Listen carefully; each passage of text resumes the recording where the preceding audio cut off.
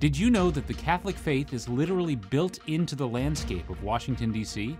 As recounted in the American Catholic Almanac, it all started with a mystery.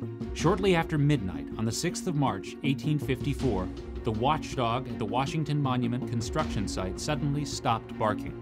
Moments later, the guard patrolling the grounds had a gun to his head. 9 armed men bound and gagged him, then tossed him into the watchman's shack.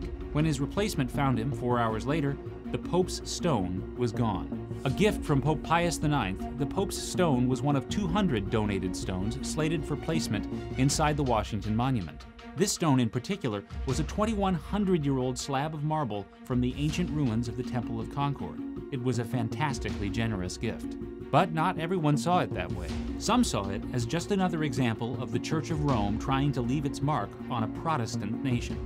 Government officials offered a $500 reward for information leading to the capture of the thieves, but no arrests were made. 20 years after the robbery, one of those thieves, a Washington, D.C. saloon keeper, confessed his crime to a Washington Post reporter.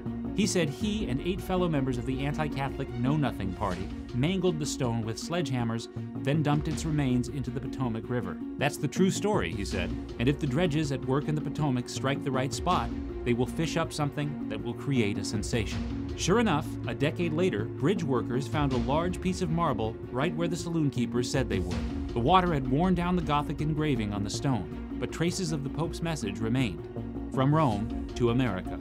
But no sooner did authorities put aside the stone for safekeeping than it was stolen again. It wasn't until a century later, in 1982, that a new Pope's stone was commissioned and finally installed in the Washington Monument by the National Park Service. If you ever visit Washington, D.C., you can still find it, placed prominently, a standing testament to Catholicism's part in the American story. And who knows, one day, maybe you could be the one to find the original Pope's stone.